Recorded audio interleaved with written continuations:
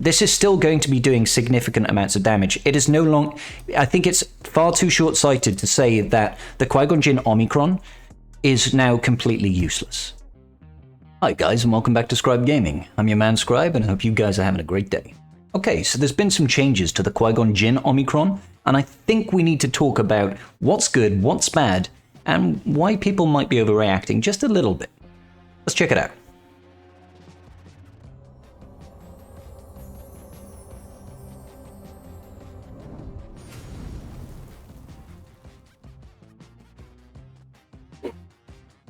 Okay guys, so we can see this post back at the end of December. Now Qui-Gon Jinn's Omicron I think came live around November, but in December Crumb went to the forums and said they are aware of a situation where Qui-Gon Jinn is providing too much offense, essentially when he sacrifices.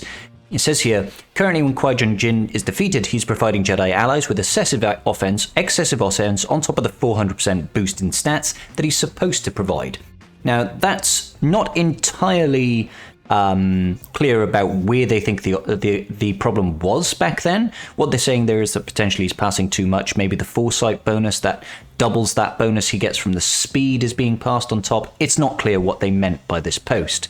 Now, if we go ahead and check to see what they actually changed it to be, let's have a look here. So, fixed an issue with Qui-Gon Jinn would incorrectly grant allies offense while his speed to offense bonus was still active, so that's his leadership ability in Grand Arena. He gets 30 times his speed added to his offense, was still active rather than after the speed to offense expires upon being defeated. So what they're saying here is that he shouldn't be providing the leadership bonus when he dies. That 400% offense should be based on his base offense. Okay? Then they say they've updated his Omicron ability to function while all allies are Jedi, and there are no galactic legends present on either side of the battle. This is an entirely different thing, okay? So there are 2 points that I want to talk about here, okay, guys? The first and foremost will be, how is his offense passing being impacted?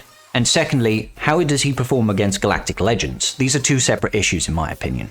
Okay, so when we talk about his passing of offense, if we were to take a look at, for example, my Qui-Gon Jinn here, he's only Relic 3, he's got some relatively lackluster modding. Let's go and have a look. He's got just under 57,000 health, 254 speed, nothing great, and 4,000 offense, 4.1k offense, yeah? So under the new regime, he's going to be passing 4.131 times, what is it, four times, yeah? So he's going to be passing 16,000 offense. Guys, I know before he was getting his speed bonus to offense, so, you know, he'd be gaining additional offense of what? 30 times that? 254 times 254 times 30, an extra 7,000 offense on top of his 4,100, roughly 11,000, times that by 4, he'd be passing 46,000 offense. 46,000 offense is ridiculous, guys. That is a lot of offense, far more than any character has organically in the game that you can achieve, possibly, by taking a character to Relic 9 with the best offense mods at 6-8 that you could possibly roll in the game. Nobody's getting close to 40,000 damage at this point as a base stat, okay? So the fact that he's only passing, what is it, 4,131 times 4 now, 16,000 offense, that's still higher than most characters can feasibly achieve, and that gets passed over to Anakin. If we were to consider the fact that quite often, Qui-Gon Jinn over here is going to be run as an Omicron leadership alongside our good friend Ki-Adi-Mundi, because you can make full Galactic Republic Jedi teams. And we check out the Jedi Council unique. This here is providing him 40% extra max health. So mine was at 57,000, wasn't it? 57,000. And we can times that by 1.4, 80,000. Yeah, and he's getting 10% of that to his offense. Yeah, times 0.10. That's 7,980, and then you add an additional, 20% offense to his total max offense. That's at, well, let's just call that 8,000, 4,100 times 1.1 plus 8,000, that's still 12k offense times that by 4. That's still 50,000 offense, guys. the amount of offense that this guy is going to be passing, even if it is just base offense, 16,000 offense added on to, say, a Jedi Knight Anakin that's going to go in a full team of Jedi, full team of Galactic Republic Jedi, with Ki-Adi-Mundi passing additional stats, additional speed, him sacrificing, passing still roughly 16,000 offense. The damage he's dealing is getting doubled by his AoE, and then doubled again further by the fact that he's got Foresight thanks to the speed bonuses that he's getting. Anakin is still going to be doing so much damage when he gets his yeet off that he's going to be destroying fools, guys, okay? He's still going to be doing significant amounts of damage, more than enough to kill most B-team tiers, okay? B-tier teams. Let's go ahead and check out your Anakin right now. So, it's Righteous Fury we've got to look at here, guys. Whenever an ally falls below 50% health or is defeated, for example, when they kill Qui-Gon Jinn, Anakin will take a bonus turn, and his attack will deal double damage if all of his allies are Galactic Republic, which they would be if you're going for a full team of Galactic Republic Jedi to make the most out of the Jedi Council unique. Okay, guys? So he's dealing 100% more damage. When Qui-Gon Jinn dies, he's going to be passing Foresight to the entire team, which is going to double up the speed to offense boost that he provides. Let's check that out again, yeah? So, his leadership ability here. Doubled while they have Foresight. Offense equal to 30 times their speed, double while they have Foresight. Qui-Gon Jinn is passing 30 speed. Ki-Adi-Mundi is passing 30 additional speed. That's 60 extra speed, okay? And now we're multiplying that by 30, or essentially 60 while he has Foresight. So whenever anybody dies, Qui-Gon Jinn's going to be passing Foresight to the entire team, to Anakin. Anakin is going to gain Foresight, which means he's going to get 60 times his speed. Okay, we following on here, guys. Like, this is still going to be doing significant amounts of damage. It is no longer... I think it's far too short-sighted to say that the Qui-Gon Jinn Omicron is now completely useless. Guys, it isn't. It isn't. Because he's passing that extra offense. If we look at my Jedi Knight Anakin here, he's at 288. Yeah? So he's at 288 speed. He's gaining 60 essentially from Qui-Gon Jinn and from Ki-Adi-Mundi. 348 speed, guys, yeah? We can times that by 60. He's gaining 20,000 offense, added to the 16,000 offense that he gets when Qui-Gon Jinn dies, yeah? That's on top of his, 7,741 offense. 44,621. Let's take it one step further, guys. Let's take it one step further here. Let's actually go into Jedi Knight Anakin in SWGoH. And we can take a look at Overpowering Assault. Now, those of you that don't know how damage multipliers work, if you go onto SWGoH and you look at the modifiers here, you can essentially get a basic idea of how much damage an ability is going to use, okay? So at the top tier, his Overpowering Assault has a multiplier of 2.6. So if we were to look at this offense here, 44,621, we would then go times, 2.6. 116,000 damage is roughly where we'd land. That's without critting, and that is without accounting for differences in, say, armor and armor penetration and stuff like that, right? But then we also know that he's going to be doing double damage, right? Because he's taking that bonus turn in a full team of Galactic Republic. So we can times that by 2 already. Already hitting 232,000, yeah? My Anakin right now, over here, is running a crit damage set. Okay, so his crit damage multiplier is 222%. We can times that by 2.22. This is like, obviously it's not actually going to do 515,000 damage if it lands that crit, because obviously we have to account for things like defense, okay guys, armor. And I don't believe he's got much in the way of armor penetration. He's got 290 armor penetration, it's okay.